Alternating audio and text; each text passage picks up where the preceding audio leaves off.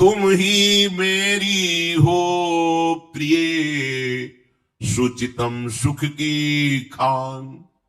जैसे तुम मुझे देख करके अपना जीवन धारण करते हो, ऐसे मैं आपको देखकर जीवन, भगवान कह रहे मैं बिक गया हूं, अपने प्रेमियों के हाथ में बिक गया हूं। महान तपस्वी सामने दुर्वासा जी हैं, उनको विप्र कह के संबोधन करते हैं। और साधु शब्द का संबोधन अम्बरीश जी के, साधु हृदय मह्यम, साधु मेरा हृदय और मैं उसका हृदय हूं। साधु कहां?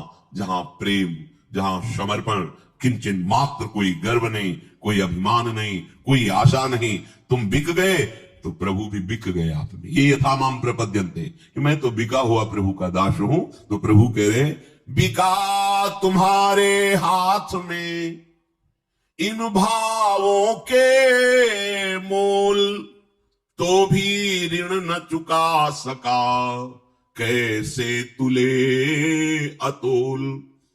मैं तुम्हारे समर्पण पर, तुम्हारे भाव पर बिक गया। कैसा समर्पण? भरी सभा में दूसरे को गले लगाकर सम्मान कर रहे हैं और हमारा जीवन इनके लिए समर्पित है। हमें अपमान, तिरस्कार, सभा निष्कासित, फिर भी हमारी वृत्ति केवल उन्हीं में। आपके तो लाखों चाहने वाले हैं, पर मेरी चाह का विषय केवल आप हैं। बिक गए भगवान, बिक गए। हमारे जैसे चाह करने वाले तो असंख्यों हैं प्रभु आपके, लेकिन मेरी चाह का विषय केवल आप है, केवल आप। तो बिका तुम्हारे हाथ में इन भावों के मोल, इन भावों के मोल।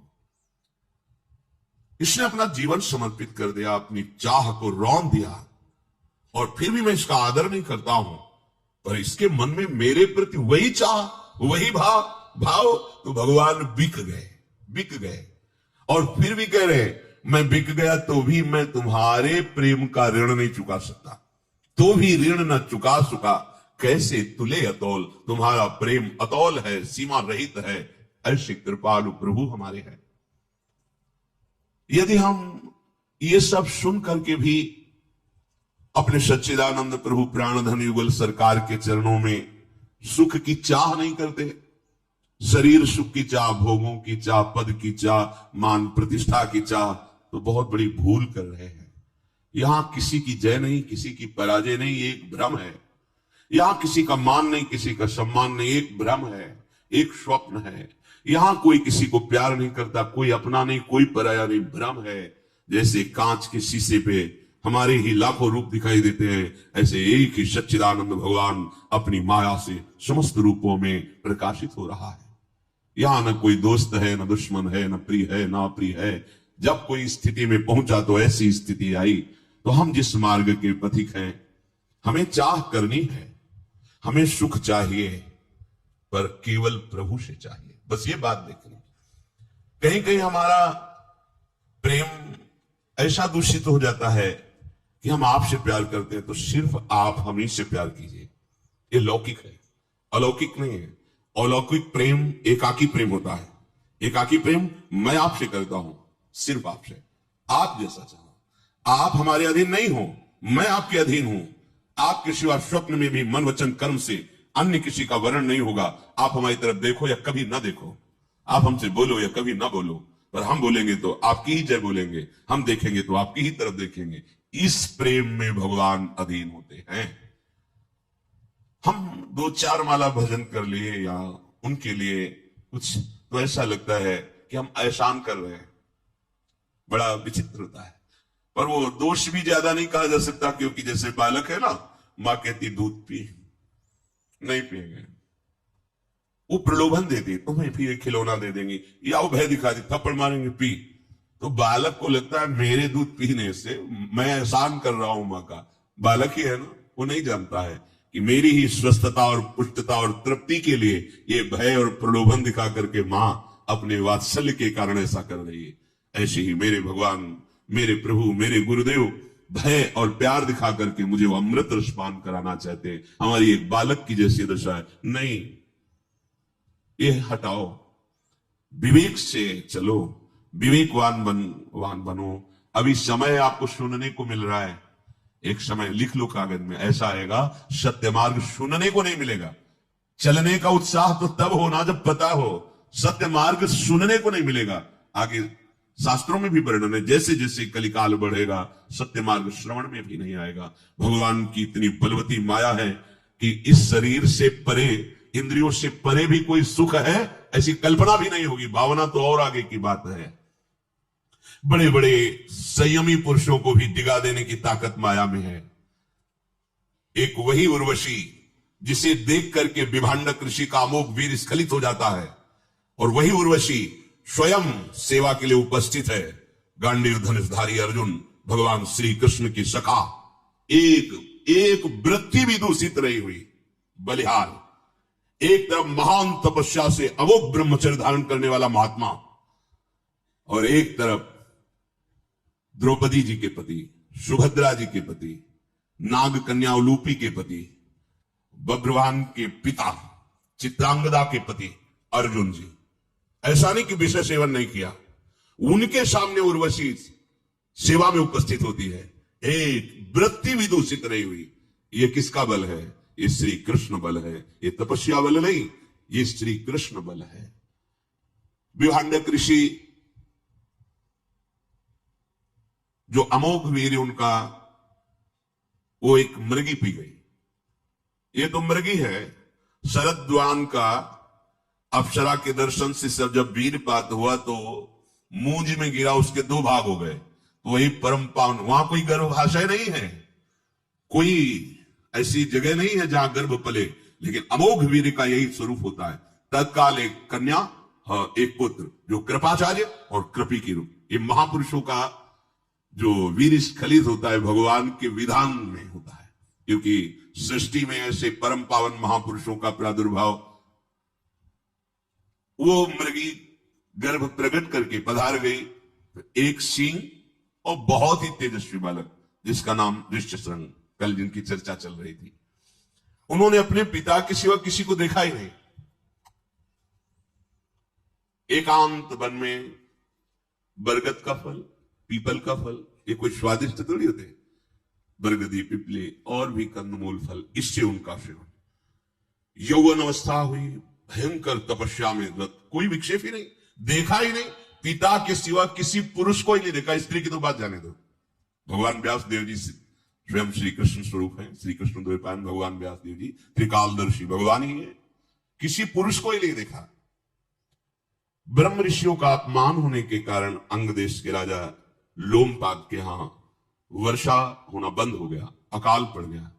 उन्होंने ब्राह्मणों को बुलाया और कहा, क्या हमसे गलती हो गई जो हमारे राज्य में ऐसी अव्यवस्था हो गई, देवता वर्षा ही नहीं कर रहे। जब अधर्म बढ़ने लगता है तो विपरीत दशाएं आने लगती हैं, संक्रामक रोगों की बढ़ती। जब वर्षा नहीं होनी चाहिए तब वर्षा होना, जब होनी चाहिए तब नहीं होना। पकी फसल है, वर्षा, ओले सब नष्ट हो गई। जब चाहिए फसल के लिए पानी तो सूखा, लेकिन इनके राज्य में तो वर्षा ही नहीं हुई। तो ब्राह्मणों ने कहा, आपका ब्रह्म ऋषियों का अपराध बन गया है।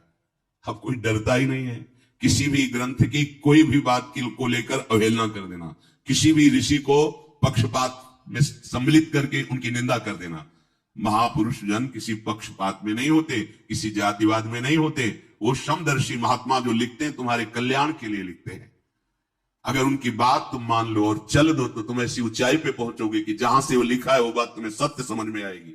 पर ऐसी नीचाई पे खड़े हो, इतना मलिन हृदय कि तुम ऐसे महापुरुषों का जो समदर्शी भगवान के तुल्य है, उनके वचनों पर भी अपनी जो मंद बुद्धि है उससे उनमें पक्ष धारण करने वाली बात देखते हो कि ये तो जाति पक्ष कह रहे हैं, तो गुण पक्ष कह रहे हैं। ये तो वो जाति पक्ष गुण पक्ष नहीं। जैसे औषधि कैसे बनती है अगर आप देखो तो पता चलेगा, लेकिन हम उसे औषधि मानकर ग्रहण करते हैं तो रोग दूर हो जाता है। ऐसे ही सच्चिदानंद परमात्मा ही सब रूपों में दूसरा नहीं। पर यह बात तभी जानोगे जो अपने धर्म के अनुसार चलोगे, अपनी गुण धर्म, अपनी धर्म की वृत्ति से आगे बढ़ोगे, तो देह भाव रहित होगे, तब आप जान पाओगे। तो कहीं ना कहीं बड़े बड़े से भी ऐसी गलतियां हो जाती हैं।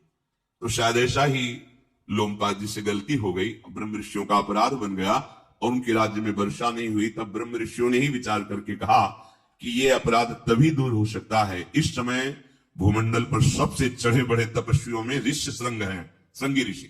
कोई अन्य चिंतन ही नहीं, देखा ही नहीं कभी किसी को। जब देखा ही नहीं तो चिंतन क्या होगा। तो जो मृगी थी वो जन्म देते ही पधार गई, किसी को नहीं देख, केवल पिता विभांडक ऋषि को। ब्रह्म ऋषियों ने कहा यदि श्रृंगी ऋषि तो को बुलाया जाए और वो इस सिंहासन पर विराजमान हो जाए तो अभी इंद्र वर्षा कर देंगे, अपराध क्षमा हो जाएगा, और आपकी पुत्री शांता है उनसे ब्याह कर दिया जाए तो आपका पावन यश होगा। पर उनको आकर्षित कैसे किया जाए, वो तो जानते ही नहीं संसार को। राजा ने एक दरबार की वैश्या को बुलाया जो नृत्य गान कला की सेवा करती थी, शरीर धर्म से पवित्र, बस नृत्य गान की कला में प्रवीण, और वहां से भेंट मिलती थी, राजाओं की तरह राजोचित सुख में वो जी रही थी।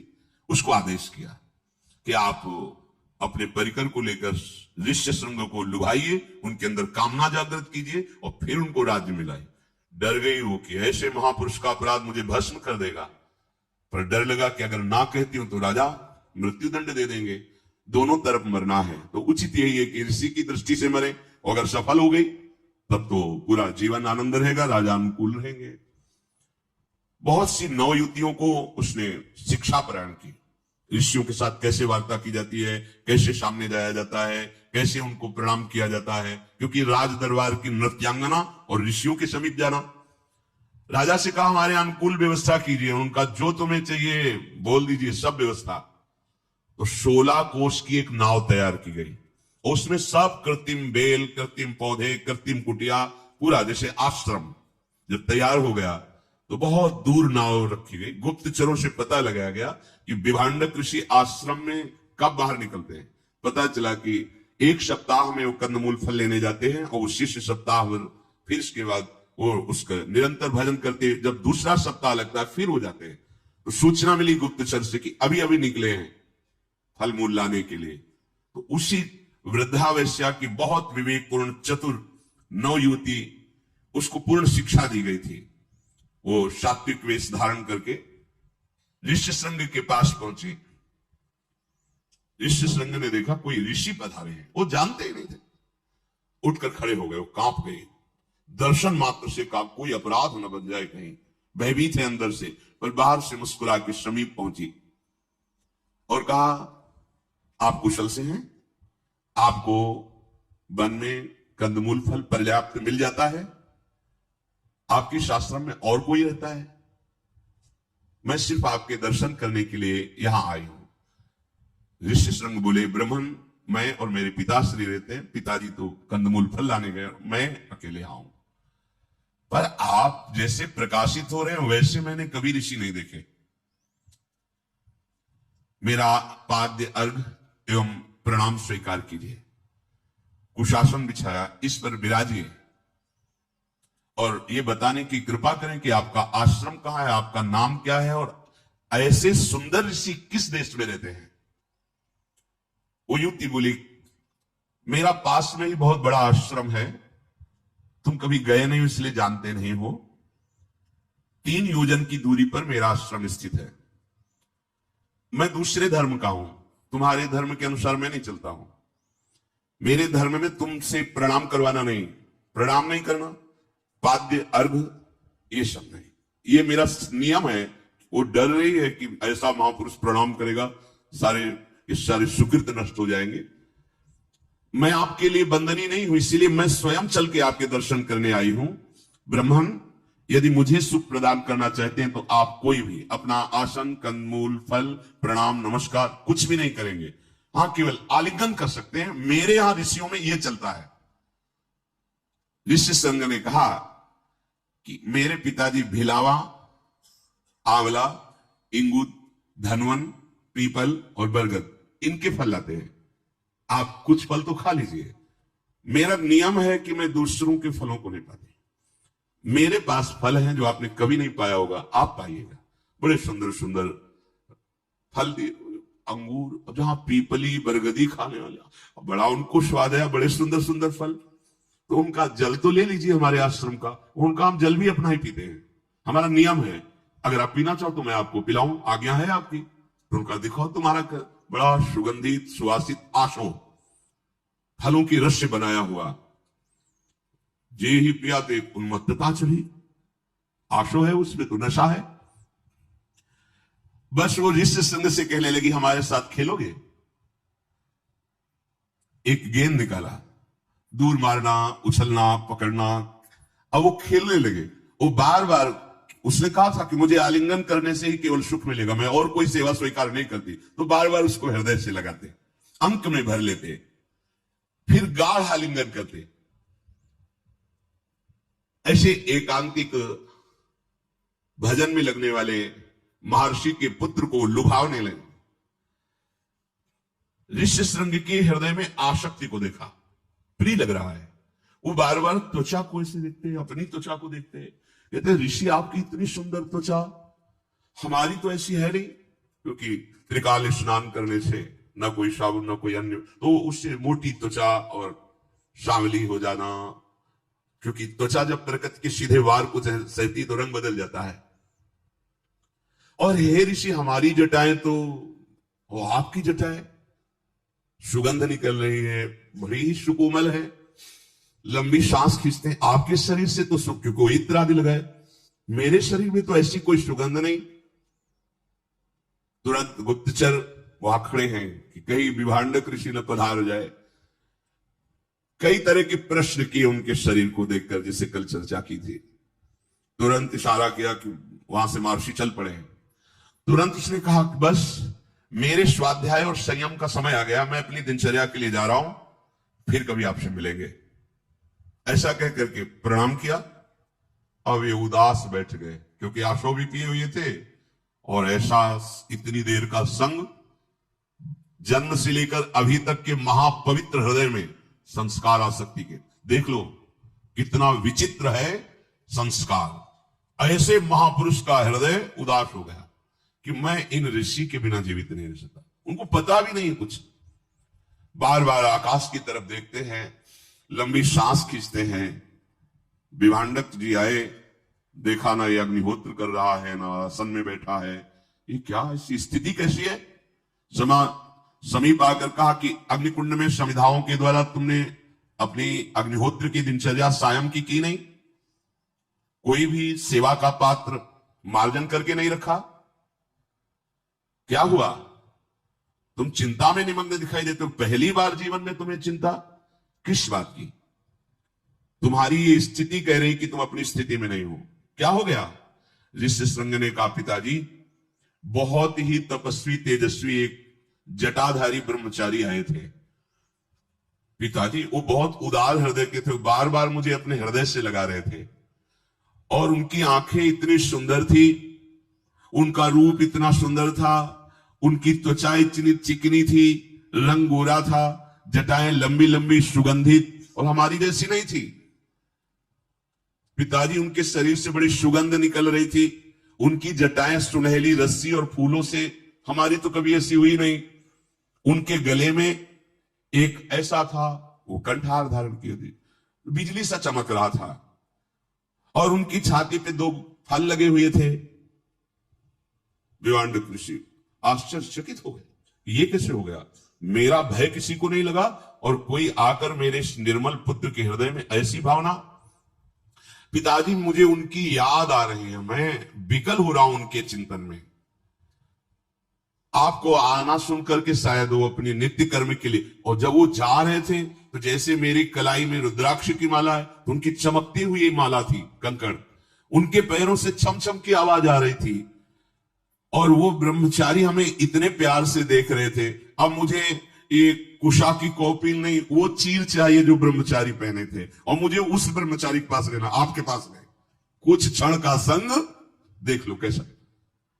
और पिताजी ये पूरा यज्ञशाला घूमता नजर आ रहा है मुझे। जब वो बोलते थे ऋषि, तो कोकिल के समान उनकी वाणी थी। मेरा हृदय व्यथित हो गया है, अब मैं ऐसे ही ऋषियों का संग करूंगा, आपका संग नहीं।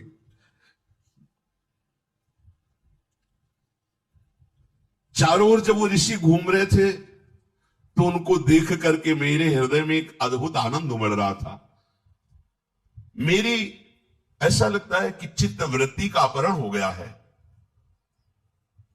बार बार मेरे शरीर को उन्होंने दबाया, हृदय से लगाया, और पिताजी उनके मुख से सुगंध निकल रही थी। मेरे दिए हुए ना अर्घ्य स्वीकार किए, ना पाद्य ना फल, उन्होंने मुझे फल पाया, ऐसा रस पिलाया, वैसा रस हमने कभी नहीं पिया, वैसे फल हमने कभी नहीं खाए। वो किसी देवलोक से आए होंगे, भूतल के तो ऋषि है नहीं। पिताजी मुझे उस आश्रम में ले चलो जहां ऐसे ऋषि रहते हैं। मैं अचेत हो रहा हूं, मैं उनको पुनः देखना चाहता हूं। विभांडक ने कहा, सावधान, तुम्हें पता नहीं, जैसा तुमने वर्णन किया उसके अनुसार ये कोई राक्षसी माया है जो ऐसे पराक्रमी ब्रह्म ऋषियों को भ्रष्ट करने के लिए कोई भी रूप धारण करके आती है। तुम्हारे जैसे ऋषि मुनियों को सदा परास्त करने के लिए वो कोई ना कोई उपाय खोजते रहते हैं। मनोहर रूप धारण करने वाले इन राक्षसियों के प्रभाव से तुम्हें बचना चाहिए। इनका रूप आंतरिक हृदय बड़ा भयानक होता है, बाहर से बड़ा लुभायमान होता है। ये मुनियों को अपनी स्थिति से नीचे भ्रष्ट कर देते हैं। जो साधु पुरुष को उत्तम लोगों की प्राप्ति होती है, जो मुनि मन को संयम रख करके अपनी साधना में लगते हैं, ये पापाचारी हृदय वाले मोहक रूप रखकर वो पापाचार में निमग्न करने के लिए उस तपस्वी के समीप आते हैं। इसलिए आप उठा के भी ऐसों की तरफ नहीं देखना चाहिए। जिसे तुम जल समझते हो, मैं समझ गया, वो मध्य था, आशा था। ये पापजनक है, अपेय है, ऋषियों को कभी स्पर्श नहीं करना चाहिए।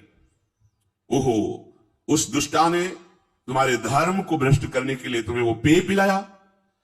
बेटा, कभी कोई ब्रह्मचारी ऋषि मुनि सुगंधित द्रव्य नहीं लगा सकता, मालाएं नहीं पहन सकता, हार नहीं पहन सकता। तुम्हें पता नहीं वो ऋषि नहीं थे। ऐसी वस्तुएं तो माया ग्रसित ये राक्षसी स्वभाव वाले ही धारण करते हैं। बजराज विभांडक मुनि ने, आज के बाद कभी ऐसा ऋषि आवे हमारी अनुपस्थिति में तो आश्रम में प्रवेश मत होने देना, मत मिलना। इसके बाद विभांडक मुनि जल तैयार किया, मंत्र से उसको पवित्र करके कहा, पान करो, तुम्हारा हृदय पवित्र हो गया उसके संग से, उस पान से। और फिर उनको देव आराधना में, अब उनका पवित्र जल तो पी लिया, पर एक क्षण का कुसंग पूरे जीवन को नष्ट कर सकता है। इसीलिए गोस्वामी जी ने कहा, बरुभल बास नरक करता था, दुष्ट संग जनी देव विधाता। एक हफ्ता हुआ, फल संपन्न हो गए, सावधान करके गए, कोई भी आए आश्रम में मत आने देना, किसी को स्पर्श मत करना, किसी से मिलना नहीं। गुप्तचर तुरंत सूचनावादी महर्षि निकले फल लाने के लिए। ओ बड़ी तीव्र गति से आई कि हो सकता है जल्दी वापस हो। जे ही ऋषि संघ ने देखा कि वो ऋषि पधारे, सब भूल गए कि पिताजी ने क्या क्या नियम दिए थे। दौड़ पड़े और दौड़ के जाकर गले से लग गए और कहा, मेरे पिताजी जब तक न लौटाए तब तक भाग चलो। ये देखो, भगा लिया।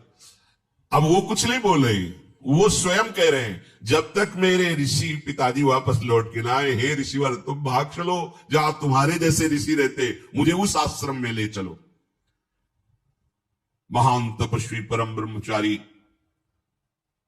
ऋषि संघ को अपने हाव भाव कटाक्ष से लुभायमान करती हुई वैश्या ले गई और नाव ऐसे लगाई गई थी कि भूमि घास नाव बिल्कुल एक जैसी, लगी नहीं रही कि नाव है, ये मेरा आश्रम है। इतना लंबा नाव, इतनी बहुत, और शास्त्रों नौ युतियां सब निकल रही, वो ऐसे वो ऐसे, बस इन्हीं ऋषियों के बीच में तुम्हें रहना। बड़े आनंदित थे, इशारा किया, नाव चलाओ, वहां से नाव खोल दी गई। भांति भांति के गान वाद्य नृत्य मनोरंजन आदि करते हुए, अब उनको तो लग रहा मैं ऋषियों के बीच में बैठा हो। नाविक बड़ी सावधानी से उस नौका को, जहां जिस नगर में राजमहल था अंगराज के, वहां समीप की नदी पे ले गए, वहां से उनको उतारा और वही वैश्या कही, हम सबके गुरु हैं श्रेष्ठ ऋषि, मैं आपको उनसे मिलाती हूं, जो महाराज की पुत्री शांता। वैसे ये महाराज दशरथ चक्रवर्ती सम्राट भगवान श्री राम की ये बहन है। यही कन्या कल चर्चा की थी कि आपस में मित्रता में कहा था जिसकी पहली संतान होगी वो देख, तो वो कन्या इधर आई हुई थी। इन्होंने ही पुत्रष्टि यज्ञ ऋषि संघ ने ही करवाई थी, जिससे भगवान राम लक्ष्मण भरत शत्रुघ्न प्रकट। कितने महिमामय ऋषि शांता को मिला। ये हमारे सब ऋषियों के गुरु हैं। आलिंगन करो, और भोले भाल एकदम सीधे सरल। महल में हमारे ये ऋषि महल में रहते हैं, महल में उनको ले गए और समस्त कलाओं में प्रवीण युवतियों ने, बस हमारे यहां की पद्धति है कि तुम इनको माला डालो, तुम इनको माला डालो, पाणी ग्रहण मंत्र वो कुछ जानते हैं। इसके बाद सिंहासन पर, जो ही सिंहासन पर श्रृंगी ऋषि बैठे, अद्भुत वर्षा सब निहाल हो गए, क्योंकि अकाल पड़ा हुआ था। लोमपाद जी की कामना पूरी हुई, बड़े आनंद। अब भय लगा कि महर्षि जब आश्रम में आएंगे और देखेंगे कि नहीं है, तब ध्यान के द्वारा देखेंगे, जानेंगे, पूरे राज्य को भस्म कर देंगे। पूरे राज्य में ऐलान कर दिया, हर नगर, गांव, गौशाला, खेत, जहां भी किसी से विमांडक ऋषि पूछे, क्योंकि उनको पता चले कि किस राज्य की सीमा में कहां तक, सबको यही बोलना है, हमारे यहाँ के महाराज श्रृंगी ऋषि हैं, ये सब वैभव ऋषि संघ का, हम सब उनके दास, तभी बच सकते हो। ऋषियों ने सलाह दी, पूरे राज्य में घोषणा करा दी गई, कोई भी ये नहीं बोलेगा कि ये राजा का है, यही बोलना है सब श्रृंगी ऋषि का है। विमांडक मुनि आश्रम में आए, देखा पुत्र नहीं, समझ गए कि अपहरण हो गया मेरे पुत्र का। वहां से क्रोधित होकर कि आज ऐसा दंड निर्धारित करूंगा कि किसी को हिम्मत नहीं पड़ेगी ऋषियों के आश्रम में प्रवेश करने की। आगे बढ़े तो देखा कि बहुत से गाय को चराने वाले ग्वाले हजारों शास्त्रों गायों को चरा रहे थे। किस राज्य की ये गायें हैं, इन गायों का स्वामी कौन है? तो उनका अंग देश की ये गायें हैं और यहाँ के स्वामी का नाम ऋष्य श्रृंग है। वो तो मेरे पुत्र का नाम है। हाँ महर्षि, वो सिंहासन पर विराजमान है। अब कैसे कुछ कर सकते, अपने पुत्र के वैभव कैसे नष्ट कर सकते? जिससे पूछा सबने उनको यही उत्तर दिया, हम अपने महाराज ऋष्य श्रृंग की आज्ञा से ऐसा कर रहे हैं, ऐसा कर रहे हैं, उन्हीं का सब कुछ है। प्रचंड कोप उनके हृदय में था। थके हुए, पुत्र का वियोग और क्रोध, तीनों कांप रहा था शरीर उनका। पूरे देश में जिससे पूछा, जहां पूछा, सब वैसे बोलते, ये ऋष्य श्रृंग का नगर है, ये ऋष्य श्रृंग का वैभव है। क्रोध शांत हुआ, सीधे दरबार में गए तो देखा सिंहासन में शांता के साथ विराजमान ऋष्य। प्रसन्न हो गए। चलो, भगवान की ऐसी इच्छा थी। अंगराज को बुलाया और कहा, डरने की बात नहीं है, मेरा क्रोध शांत हो चुका है। अंगराज ने ब्रह्म ऋषि को आगे करके उनकी पूजा की और कहा, हमारे द्वारा जो भी कार्य हुआ है वो सब ऋषियों की प्रेरणा से हुआ है, मैंने स्वतंत्र रूप से कोई भी अधर्म कार्य नहीं किया है। उन्होंने कहा, बोलने की जरूरत नहीं, मैं अपने पुत्र और बहू को देखकर प्रसन्न हो गया हूं। बिजली की तरह कांति थी शांता जी की और तेजस्वी मूर्तिमान जैसे अग्नि की ज्वाला, ऐसे श्रृंगी ऋषि थे। मेरे पुत्र के अधिकार में ग्राम, घोष, नगर, पूरा राज्य, मैं प्रसन्न हूं। महर्षि ने पुत्र के समीप जाकर कहा, बेटा ये तुम्हारी पत्नी हुई है और गृहस्थ धर्म है पुत्र प्रकट करना, तो तुम्हारे जब पुत्र प्रकट हो जाए तब पुनः आश्रम में आ जाना और वैसी ही भावना से भजन करना। भगवान की ऐसी ही इच्छा थी, ऐसा उनको आदेश किया। ऋष्य श्रृंग ने पिताजी की आज्ञा का अक्षरशः पालन किया। महाराज तो वन को चले गए और ऋष्य श्रृंग महल में रह करके शांता के साथ सुखपूर्वक रहने लगे। तो महाराज लोमश जी युधिष्ठिर जी को बता रहे, ये वही पुण्य आश्रम है जिसमें ऋष्य श्रृंग रहते थे। ये कुंड है, इसमें स्नान करने से समस्त पाप नष्ट हो जाते हैं, हृदय शुद्ध होता है, आप स्नान कीजिए। इसके बाद लोमश जी ने महात्मा युधिष्ठिर को सारी विधियों का पालन करते हुए समुद्र के पास ले गए और वहां स्नान करवाया। फिर वहां से यात्रा महेंद्र पर्वत की। बड़ा दिव्य महेंद्र पर्वत है, आज भी भगवान परशुराम जी वहां विराजमान है। पर्वत पर पहुंचे तो रात्रि का समय हो गया था और बहुत से ऋषि मुनि पहले से वहां इंतजार में थे भगवान परशुराम जी के दर्शन के लिए। लोमश जी ने युधिष्ठिर से कहा, जितने महात्मा हैं, भृगु जी, अंगिरा जी, वशिष्ठ जी, कश्यप गोत्र के और भी बड़े ब्रह्म ऋषि, ये सब भगवान परशुराम जी के दर्शन करने के लिए आए हैं। युधिष्ठिर ने हाथ जोड़कर सब ऋषियों को प्रणाम किया। परशुराम जी का एक सेवक जिनका नाम अकृत वृण था, वो वहां उनकी सेवा में थे, आगंतुकों की सेवा में। लोमश जी ने बताया कि भगवान परशुराम जी के प्रिय शिष्य अकृत वृण जी हैं, यही मिलाते हैं, भगवान परशुराम जी को सूचना देते हैं तो वो यहां आते हैं। युधिष्ठिर जी ने हाथ जोड़ के पूछा कि भगवान के कब दर्शन होंगे? मैं दर्शन के निमित्त यहां आया हूं। अकृतमण ने कहा, राजन, हमारे गुरुदेव भगवान परशुराम जी को पहले ही सूचना पहुंच चुकी थी कि आप इस पर्वत पर जब प्रवेश हुए थे कि आप दर्शन के लिए आए हैं, वो शीघ्र ही दर्शन देंगे। वो प्रत्येक चतुर्दशी को यहां आते हैं। और दर्शन देते हैं 15 दिन में एक बार। चतुर्दशी को तो प्रातः चतुर्दशी है, रात व्यतीत करो, भगवान परशुराम जी के आपको दर्शन होंगे। युधिष्ठिर जी ने पूछा कि आप भगवान परशुराम जी के शिष्य हैं, आज रात्रि कृपा करके आप उनका यश सुनाएंगे तो हमारा जो ये रात्रि का समय बड़ा पावन व्यतीत हो जाएगा। अकृतवर्ण ने कहा, भरत कुलभूषण, हमारे गुरुदेव भगवान परशुराम की बड़ी पावन कथा है। पांडुनंदन भगवान परशुराम जी ने शास्त्रार्जुन नाम से प्रसिद्ध हैराज कार्तिवीर का वध किया था, उसके 1000 भुजाएं थी। सबसे बड़ी बात कि उसको संग मिला था दत्तात्रेय जी का। दत्तात्रेय जी उसकी सेवा से बहुत प्रसन्न हुए थे। एक विमान दिया था तो दिव्य रत्नों से जटित स्वर्ण का था, और उस विमान से वो कहीं भी जा सकता था, कहीं भी। सेवा के बल से आशीर्वाद और विमान प्राप्त करने के कारण वो मतवाला हो गया। यहां सुधार होना चाहिए। जब हम किसी भगवत प्रेमी महात्मा संत या किसी योगी आदि का आश्रय लेते हैं तो उसमें भगवान की विशेष कृपा होती है, क्योंकि बिना कृपा के ऐसा संग मिलना कठिन होता है।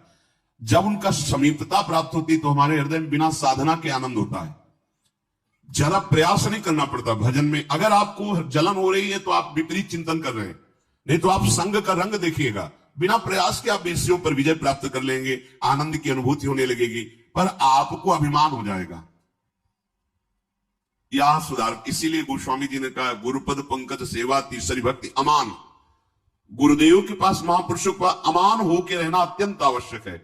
नहीं तो आपकी साधना जहां अच्छी से हुई तो आपको लगने लगेगा कि किसी की जरूरत क्या है, मेरा भजन कहीं भी कर लेंगे, आदि आदि कई तरह की बातें आने लगेंगी, जिससे फिर आपका जो भजन है वो विपरीत दिशा की तरफ होने लगेगा। अर्थात चिंतन फिर अहंकार के कारण संसारिक होने लगे, फिर पतन हो जाएगा। इतने बड़े महापुरुष दत्तात्रेय जी जैसे अवधूत की सेवा करके उनको प्रसन्न कर लेना, एक दिव्य विमान प्राप्त किया, अपरिमित 88,000 वर्ष तक जमान रहकर विषयों का भोग किया है, 88,000 वर्ष तक। अब उसको अभिमान हो गया। बस यही सुधार होना चाहिए। प्राय ऐसा ही देखा गया, गुरुजनों की हेतु की कृपा, तो फिर ये लगने लगता है कि मेरे से सुरक्षित है, मेरे से चल रहे, ये भ्रम हो जाता है। नहीं भाई, तुम सुरक्षित उनसे हो। जब कभी हम कहते हैं कि भ्रम मत करो कि हम लोगों से गुरुदेव सुरक्षित हैं, हम लोग गुरुदेव को सुख पहुंचा रहे हैं, ऐसा भ्रम मत करो। अगर वो सेवा ले रहे हैं तो आपके ऊपर कृपा कर रहे हैं, अगर वो आपको कोई भी सेवा दे रहे हैं तो आपको दुलार कर रहे हैं, पर वो समझ में नहीं आया तो अहम प्रकट हो गया। अहम प्रकट हो गया तो पूरा मार्ग ही लुप्त हो गया, नामो निशान मिट जाता है। अहंकार बहुत बड़ा सर्वनाशक है, और ये आ जाता है। अच्छा, महापुरुषों का स्वभाव इतना सरल और कोमल होता है कि आप जैसे अहम युक्त सद्गुण प्रकट किया जाए तो आप जान पाओगे, क्योंकि अहंकारी हो तो आपको दबाव लगेगा। और जो निर्मल हृदय की महात्मा है, सहज सरल दैन्य, तो आपको लगता क्या है, पर पता नहीं है। बहुत ऐसे महापुरुषों से बहुत सावधानी रखनी चाहिए। जैसे एक अहम युक्त होता है, देख लेंगे तुम्हारी जो असत वृत्ति है, हम इसको देख लेंगे, तू कर असत वृत्ति में देखता हूं तो तुम दब जाओगे।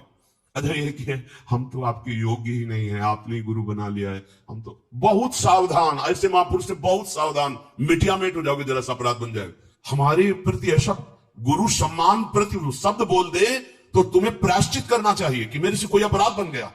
ऐसा नहीं, आपकी तो बड़ी कृपा है, बड़ा सहयोग करते हैं आप, बड़ी सेवा, तो आपको ऐसा लगना चाहिए कि मानो कोई हमने ब्रह्म हत्या कर दी, ये इतना बड़ा अपराध कैसे हो गया कि गुरुदेव ऐसे वचन।